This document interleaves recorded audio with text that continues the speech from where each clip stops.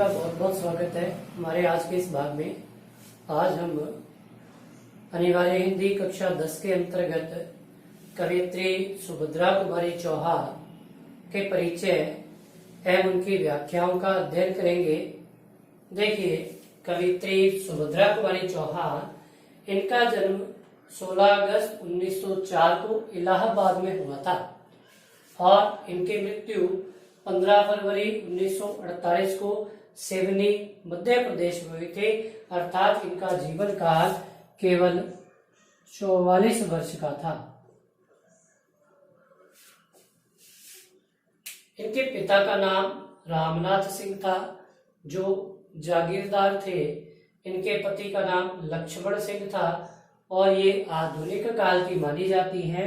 इन्होंने अपने काव्य में खड़ी बोली हिंदी का प्रयोग किया है, जो सरल है और जो आसानी से समझ में आने योग्य है।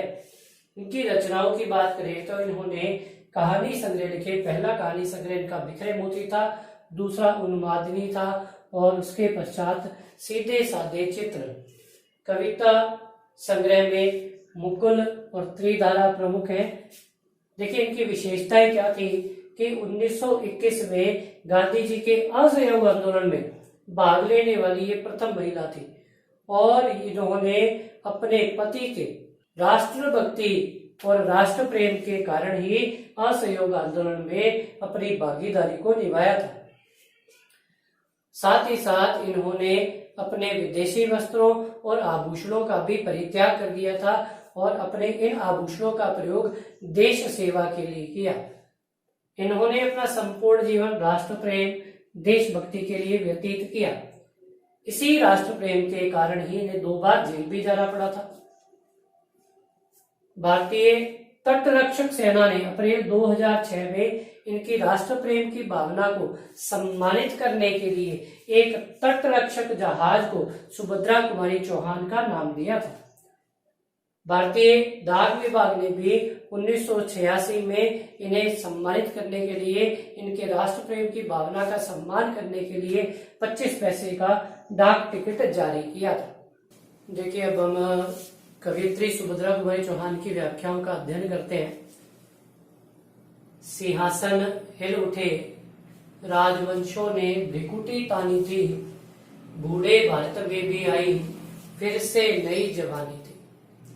देखिए, प्रस्तुत काव्यांश जो है वह हमारी पाठ्य पुस्तक क्षितिज में कवयित्री सुभद्रा कुमारी चौहान की प्रसिद्ध रचना झांसी की रानी से उद्धृत है, जिसके माध्यम से कवयित्री सुभद्रा कुमारी चौहान 1857 के स्वतंत्रता संग्राम की परिस्थितियों का चित्रण करती हुई कहती है कि सिंहासन हिल उठे, राजवंशों ने भ्रिकुटी तानी थी कि 1857 के काल में अंग्रेजों द्वारा चलाई जाने वाली कूटनीतिक परंपराओं के कारण और राज्य हड़प नीति के कारण जब यहाँ के देशी राजाओं ने अपने राज्यों को छीनते हुए देखा तो वे अत्यधिक क्रोधित हो गए।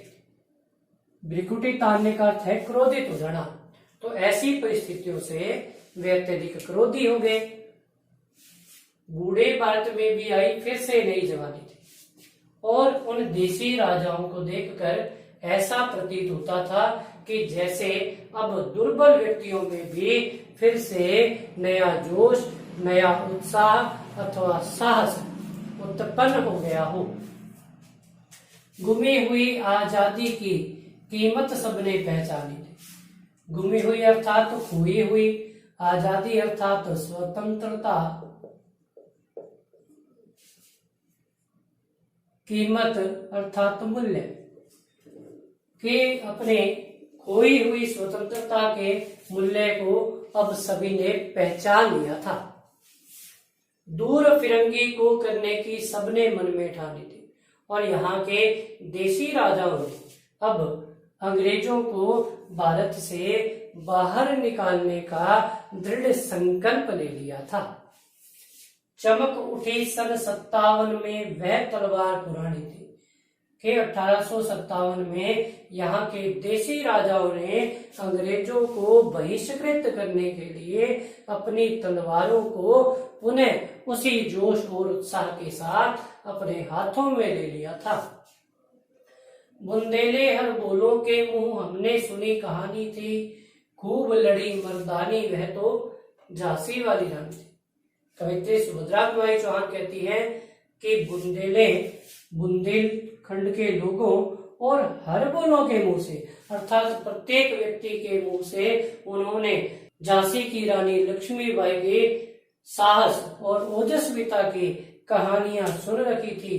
खूब लड़ी मर्दानी वह तो झांसी वाली रानी थी कि वह झांसी की रानी युद्ध क्षेत्र में, रण क्षेत्र में फिरंगियों के खिलाफ पुरुषों की भांति लड़ते हुए वीर गति को प्राप्त हुई थी। देखिए, कानपुर के नाना की मुंह बोली बहन छबीली थी, लक्ष्मीबाई नाम पिता की वह संतान अकेली थी, नाना के संग पढ़ती थी वह, नाना के संग खेली थी, बर्छी ढाल कृपाण कटारी उसकी यही सहेली थी। देखिए, प्रस्तुत काव्यांश के माध्यम से कवित्री सुभद्रा कुमारी चौहान लक्ष्मीबाई के बाल्यावस्था को चित्रित करते हुए बतलाती है कि कानपुर के जो नाना साहेब थे वे लक्ष्मीबाई को अपनी बहन के समान मानते थे और उसे छबीली कहकर संबोधित करते थे। जिसका वास्तविक नाम लक्ष्मीबाई था, पिता की वह संतान अकेली थी और वह अपने पिता की इकलौती संतान थी। नाना के संग पढ़ती थी वह, नाना के संग खेली थी और नाना साहब के साथ ही उसके पढ़ने और खेलने का समय व्यतीत होता था। बर्छी ढाल कृपाण कटारी, बर्छी ढाल कृपाण अर्थात तलवार और कटारी अर्थात कटार कि ये सभी शस्त्र उसकी सहेलियों के समान सदैव उसके साथ ही रहते थे। वीर शिवाजी की गाथाएं उसको याद जवानी थी कि बाल्यावस्था से ही रानी लक्ष्मीबाई को वीर शिवाजी के वीरत्व की गाथाएं कंठस्थ थी, याद थी। बुंदेले हर बोलो के मुंह हमने सुनी कहानी थी, खूब लड़ी मर्दानी वह तो झांसी वाली रानी थी। कवित्री सुभद्रा कुमारी चौहान कहती हैं कि बुंदेले और प्रत्येक एक हर बोलो के मुंह से उन्होंने रानी लक्ष्मीबाई के किस्से कहानियों को सुन रखा था कि वह युद्ध क्षेत्र में अंग्रेजों के खिलाफ निर्भीकता और वीरत्व एवं शूरवीरता का प्रदर्शन करते हुए लड़ी थी। आशा करता हूं कि सुभद्रा कुमारी चौहान का परिचय और उनकी ये व्याख्याएं आपको भली भांति समझ में आई होंगी। आगे की व्याख्याओं का अध्ययन इस वीडियो के अगले भाग में करेंगे। धन्यवाद।